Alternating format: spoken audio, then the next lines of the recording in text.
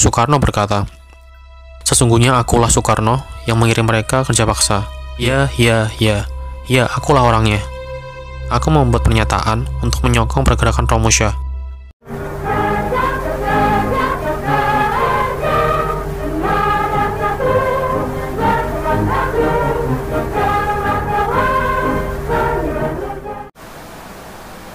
Hai guys, welcome to the stories. Kami cerita, kalian nonton tanpa habis kuota.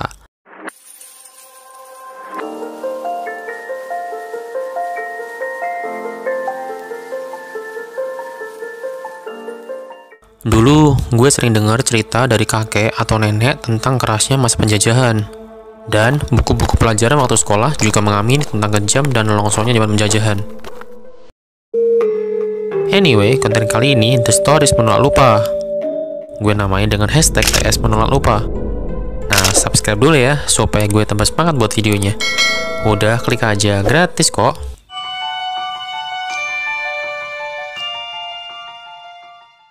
Kalau dari buku-buku yang kita baca dulu, penjajahan Jepang tidak lebih lama dari masa penjajahan Belanda yang sampai 350 tahun, melainkan hanya selama 3 tahun, yaitu dari tahun 1942 sampai 1945. Namun memberi dampak yang sangat besar dalam perjalanan sejarah bangsa Indonesia.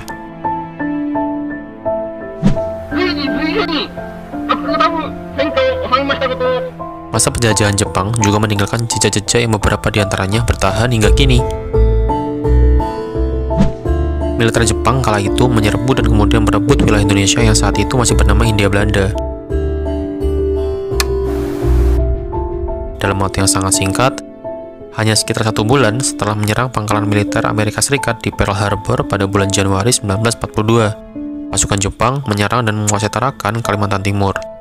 Satu persatu, kemudian wilayah Balikpapan, Ambon, Kendari, dan Pontianak juga diserang dan bisa dikuasai dalam bulan yang sama. Sasaran yang diserang dan diduduki adalah pusat-pusat tempat di mana sumber daya alam memang berlimpah minyak seperti Tarakan, Balikpapan, dan Palembang. Karena mesin perang itu harus digerakkan dengan minyak. Setelah sukses merebut beberapa wilayah lain di Indonesia pada tanggal 5 Maret 1942, tentara Jepang berhasil menguasai kota Batavia. Hingga saat pemerintah kolonial Hindia Belanda yang semakin terdesak akhirnya menyerah tanpa syarat kepada Jepang melalui perjanjian Kalijati di Jawa Barat pada tanggal 8 Maret 1942. Masuknya Jepang ke wilayah Indonesia disambut baik rakyat Indonesia dengan propaganda sebagai saudara tua yang akan membebaskan rakyat dari penjajahan Belanda.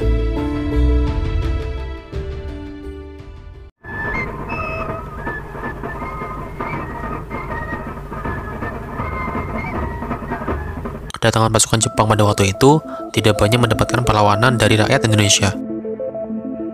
Jepang mempunyai cara yang sangat lembut dalam masuk dan menjajah Indonesia. Saat militer Jepang masuk, 3 bulan pertama, Jepang bertindak seperti memberi kemerdekaan kepada bangsa Indonesia. Kata Indonesia yang saat masa penjajahan Belanda dilarang, sudah diperbolehkan diucapkan.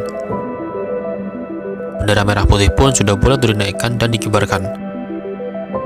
Tapi, setelah 3 bulan itu, Jepang mulai menunjukkan maksud tujuan yang sebenarnya. Kata Indonesia mulai dilarang untuk dipakai, kecuali hanya untuk kalangan atas. Sejak itulah sikap dari Jepang berubah. Keras pada rakyat, kalau rakyat kurang menunjukkan hormat kepada tentara Jepang. Pernah juga ada seorang penduduk Blora yang tewas ditembak karena melawan kekejaman Jepang, dan setelah itu tidak ada lagi yang berani melawan. Setelah menancapkan kekuasaannya di bekas wilayah Hindia Belanda, militer Jepang mendirikan pemerintahan militer di Indonesia. Pemerintahnya secara resmi disebut Pemerintahan Bala Tentara Nippon ini memegang kekuasaan militer dan semua kekuasaannya dipegang Gubernur Hindia Belanda. Dalam pelaksanaan sistem pemerintahan ini, kekuasaan atas wilayah Indonesia dipegang oleh 2 angkatan perang, yaitu Angkatan Darat atau Rikugun dan Angkatan Laut atau Kaigun, untuk mendukung pemerintahan militer dan menyokong kekuatan Jepang dalam Perang Pasifik. Di Nusantara, Jepang juga membentuk berbagai gerakan dan organisasi kemiliteran. Setelah gerakan 3A yang dibentuk Jepang untuk menarik simpati rakyat pada tahun 1943. Gerakan 3 yang populer dengan slogan Nippon Pelindung Asia, Nippon Cahaya Asia, dan Nippon Pemimpin Asia akhirnya dibubarkan karena tidak mendapat respon positif dari rakyat. Sebagai gantinya, militer Jepang membentuk Pusat Tenaga Rakyat atau Putra yang dipimpin Bung Karno, Ki Hajar Dewantara, dan Kiai Haji Mas Mansur. Aku seorang putra, oleh karena aku tidak mau bernama anak yang durhaka. Putra! Meski dimaksudkan sebagai gerakan untuk memobilisasi dukungan terhadap Jepang dalam Perang Pasifik, gerakan ini kerap dimanfaatkan para pemimpin Indonesia untuk menanamkan nasionalisme dan semangat kemerdekaan. Untuk mendukung Perang Asia Pasifik dan mempertahankan kekuasaan mereka di Indonesia, pemerintah bala tentara Nippon membentuk berbagai organisasi kemiliteran dan melancarkan gerakan propaganda. Selama menduduki wilayah Indonesia, militer Jepang benar-benar memaksimalkan eksploitasi sumber daya alam dan pendayagunaan sumber daya manusia yang ada di Indonesia untuk mendukung mereka dalam Perang Asia Pasifik dan mempertahankan kekuasaan militer Jepang di Indonesia.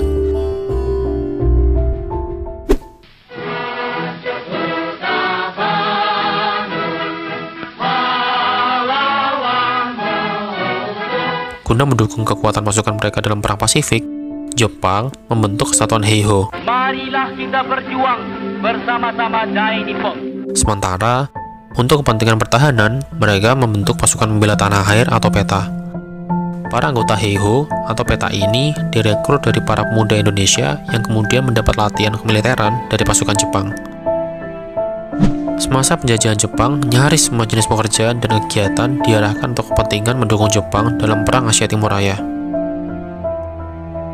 Dunia pers dan kesenian misalnya, diarahkan pemerintah bala tentara Nippon untuk menjadi alat propaganda. Jepang juga mengadakan acara keagamaan, semisal pengajian untuk menyisipkan pesan-pesan propaganda dalam mendukung Jepang dalam Perang Asia Pasifik. Untuk menarik dukungan, pemerintah militer Jepang juga berupaya mengambil hati rakyat Indonesia dengan mengeluarkan beberapa kebijakan populer, seperti mendukung penggunaan bahasa Indonesia, mendorong penghancuran simbol-simbol kolonialisme Belanda, hingga mendukung berdirinya organisasi kemasyarakatan keagamaan. Para umat Islam berdoa buat kemenangan bala tentara Dai Nippon. Seperti kita ambil salah satu organisasi keagamaan buatan Jepang yaitu Masumi atau Majelis Syuro Muslimin, supaya Jepang mudah untuk menyelipkan beberapa propaganda yang berguna untuk mendukung memenangkan Perang Asia Pasifik. Berbagai sumber alam dan bahan makanan dari hasil pertanian dan perkebunan rakyat banyak diambil paksa oleh militer Jepang untuk kepentingan mensupport perang. Akibatnya, banyak rakyat kekurangan makanan dan terpaksa mengkonsumsi apa saja untuk bertahan hidup. Bencana kelaparan dan kematian banyak terjadi di beberapa tempat. Selain perampasan hasil pertanian dan harta benda lain yang membuat hidup rakyat sengsara, militer Jepang juga memaksa sebagian rakyat Indonesia menjadi pekerja paksa atau romusha.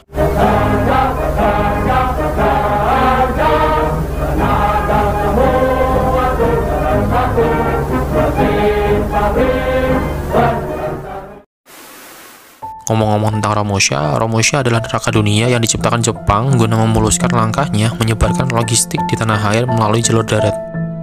Oleh karena itu, Jepang membutuhkan banyak tenaga pribumi untuk pembangunan jalan dan rel kereta api yang tersebar di daerah-daerah jajahannya.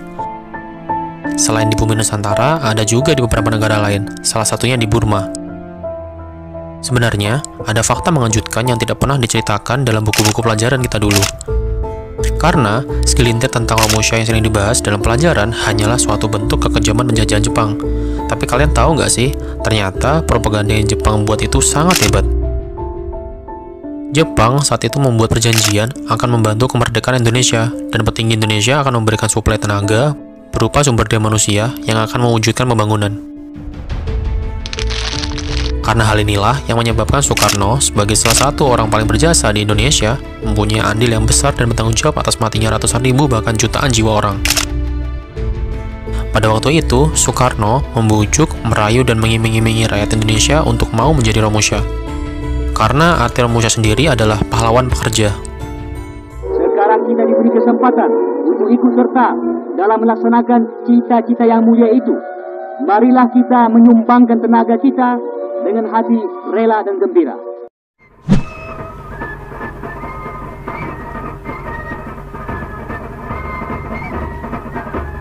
Pada awalnya, Soekarno membujuk banyak sukarelawan, berpose dengan topi dan cangkul di Bogor dengan seragam pekerja, seakan-akan memberikan kesan Menjadi Romusha itu enak dan mudah loh. Hari kita mulai bekerja. Mari kita tangguhkan bersama-sama semboyan juga. Ikutan perkara saya. Hancur kerja. Orang-orang yang mengagumi Soekarno saat itu mengira kebijakannya ini baik, lantas bergabung secara sukarela dalam Romusha. Beberapa lagi dipekerjakan secara paksa dengan ditangkap atau dipaksa ikut bergabung. Tidak ada data pasti berapa jumlah orang yang bergabung ke dalam barisan Romusha. Beberapa literatur menyebutkan jumlahnya mencapai jutaan orang. Jepang kemudian membagi para pekerja ini dan mengirimkannya ke beberapa titik pembangunan jalan dan kereta api guna melancarkan pengiriman logistik mereka di Nusantara. Bung Karno terpaksa berfoto dengan pose seperti itu dikarenakan didesak dua pilihan. Pertama, merdeka dengan tangan sendiri dengan mengalahkan Jepang. Yang kedua, atau bergabung dengan Jepang dan mengikuti program mereka sambil menunggu celah Jepang jatuh dan Indonesia akan merdeka dengan sendirinya. Pada awalnya, para sukarelawan atau yang dipaksa untuk bergabung dalam barisan Romusha mendapatkan perlakuan tidak menyenangkan dengan dikirimkan menggunakan gerbong-gerbong dan kendaraan besar secara berdesak-desakan. Tak berhenti di situ, sampai lokasi, mereka diminta untuk mengerjakan pekerjaannya sangat berat, membuka jalan, membangun jembatan, terowongan, dan rel kereta api secara paksa, tanpa istirahat, dan bahkan tanpa makanan.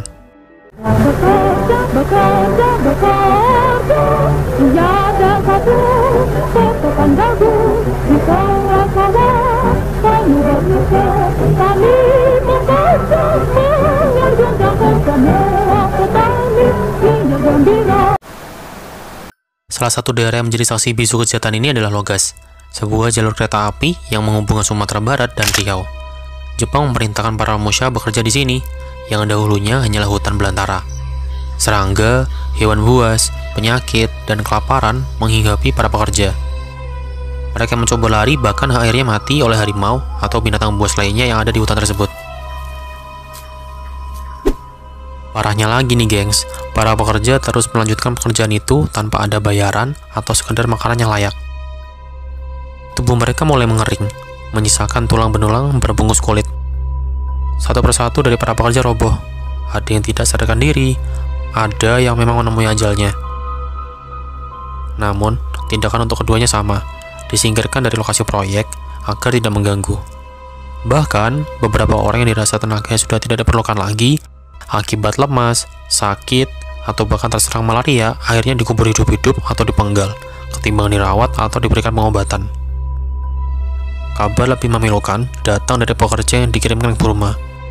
Hampir 99% orang yang dikirimkan ke sana tewas. Mereka mati kelaparan, mati kelelahan, mati akibat dipenggal, dan mati akibat penyakit. Tidak ada di antara mereka yang pulang secara utuh dan sehat. Burma menjadi air hayat mereka. Hal ini disampaikan juga oleh Soekarno dalam wawancaranya dengan Cindy Adams, dan bisa dibaca kembali pada buku biografi berjudul Bung Karno Penyambung Lidah Rakyat. Sebagaimana yang tertulis di sana, Soekarno berkata, "Sesungguhnya akulah Soekarno yang mengirim mereka kerja paksa. Ya, akulah orangnya. Aku menyuruh mereka berlayar menuju kematian. Ya, akulah orangnya. Aku membuat pernyataan untuk menyokong pergerakan Romusha. Aku bergambar dekat Bogor dengan topi di kepala dan cangkul di tangan untuk menunjukkan betapa mudah dan enaknya menjadi seorang Romusha. Dengan para wartawan, juru potret, kunseikan atau kepala pemerintahan militer, dan para pembesar pemerintahan. Aku membuat perjalanan ke Banten untuk menyaksikan tulang-tulang kerangka hidup yang menimbulkan belas, membudak di garis belakang, jauh di dalam tambang batu bara dan tambang emas.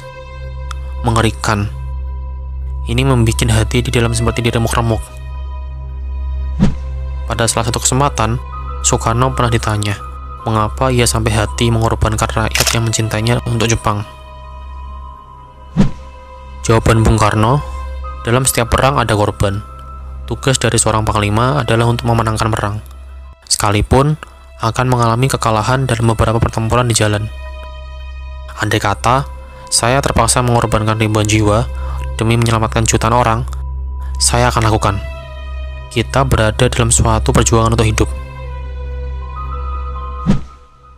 Seperti yang disampaikan Soekarno dalam wawancara tersebut, Pada masa itu, banyak pemuda atau laki-laki dewasa Indonesia diambil dari keluarga mereka dan dikirim untuk menjadi Romusha. Dikirim ke berbagai daerah hingga ke Burma untuk mengerjakan pembangunan dan berbagai pekerjaan berat lainnya dalam kondisi yang sangat buruk. Akibatnya, ribuan orang meninggal atau hilang akibat dipaksa menjadi Romusha. Tak berhenti di situ nih, gengs. Selama masa penjajahan Jepang, perbudakan paksa terhadap perempuan juga banyak terjadi.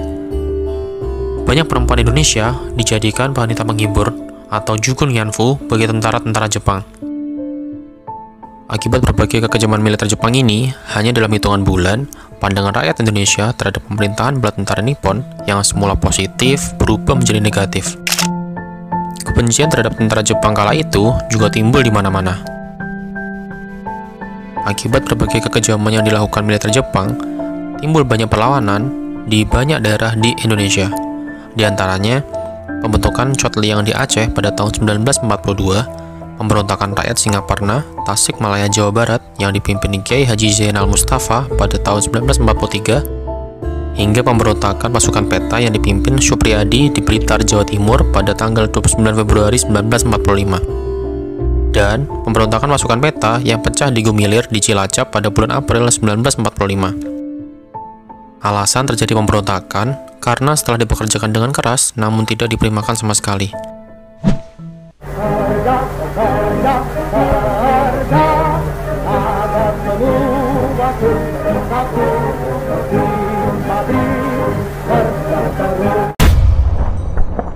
Tapi apa daya, yang masyarakat lawan waktu itu adalah pasukan militer dengan persenjataan lengkap.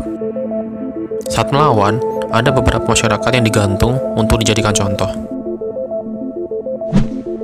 Bahkan, saat Cak Durasim, seorang seniman yang mengungkapkan kebenciannya melalui ludruk dan menyelipkan syair lagu buatannya dengan judul Pakupon Omaedoro, dijajah Nippon tambah soro. Sebenarnya, saat itu semua berjalan dengan aman, karena Jepang sendiri tidak bisa bahasa Indonesia dan bahasa daerah. Namun, karena dilaporkan oleh oknum bangsa sendiri yang jadi mata-mata Jepang, akhirnya Cak Durasim dipotong lehernya. Selama penjajahan Jepang, banyak perlawanan bawah tanah yang terjadi. Perlawanan yang paling terkenal adalah perlawanan yang dipimpin Sultan Syahrir. Berbagai bentuk kekejaman yang terjadi pada masa penjajahan Jepang di Indonesia baru selesai saat militer Jepang kalah dalam Perang Pasifik melawan pasukan Sekutu. Kemudian, Indonesia mendeklarasikan kemerdekaan pada 17 Agustus 1945. Proklamasi. Kami, bangsa Indonesia, dengan ini menyatakan kemerdekaan Indonesia. Hal-hal yang mengenai pemindahan kekuasaan dan lain-lain diselenggarakan dengan cara saksama dan dalam tempo yang sesingkat-singkatnya. Jakarta, 17 Agustus 1945, atas nama bangsa Indonesia, Soekarno, Hatta. Masa penjajahan militer Jepang di Indonesia yang berlangsung sekitar 3,5 tahun mewariskan banyak hal, yang beberapa diantaranya bahkan bertahan hingga kini. Meski menyebabkan begitu banyak penderitaan, ada beberapa poin penting yang bisa dipetik bangsa Indonesia. Beberapa diantaranya adalah diperbolehkannya bahasa Indonesia menjadi bahasa komunikasi nasional, hingga pada suatu ketika saat bahasa Indonesia bisa mengukuhkan dirinya menjadi bahasa nasional. Lalu, pada masa penjajahan Jepang, Jepang mendukung semangat anti Belanda yang diantaranya ditunjukkan Jepang pada perubahan nama kota Batavia menjadi Jakarta. Lalu, diperbolehkannya lagu Indonesia Raya yang dilarang pada masa penjajahan Belanda menjadi lagu kebangsaan Indonesia pada tahun 1944, dan bisa diputar terus sampai sekarang. Indonesia, tanah airku, tanah tumpah darahku. Jepang juga memberikan wadah-wadah yang digunakan untuk membicarakan kemerdekaan Indonesia, Salah satunya adalah badan penyelidik dengan nama Dokuritsu Junbiko Sakai. Dan badan inilah yang menjadi pionir untuk kemerdekaan dengan nama Panitia Persiapan Kemerdekaan Indonesia. Di balik kekejaman yang dilakukan Jepang pada masa itu, Jepang juga membawa sisi positif dalam Indonesia, yaitu diwariskannya beberapa institusi kemasyarakatan yang bertahan hingga saat ini. Di antaranya, pembentukan strata masyarakat hingga tingkat paling bawah, yaitu Tonarigumi atau rukun tetangga, yang berguna untuk pengorganisasian masyarakat. Tujuan adanya pembentukan itu sendiri adalah agar mudah dikumpulkan. Nyatanya, masa penjajahan Jepang tetap merupakan salah satu masa kelam dalam sejarah yang terukir pada bangsa Indonesia, yaitu masa ketika Nusantara sebagai bangsa namun tidak merdeka dan tidak memiliki kebebasan menentukan kehendak dan masa depannya sendiri.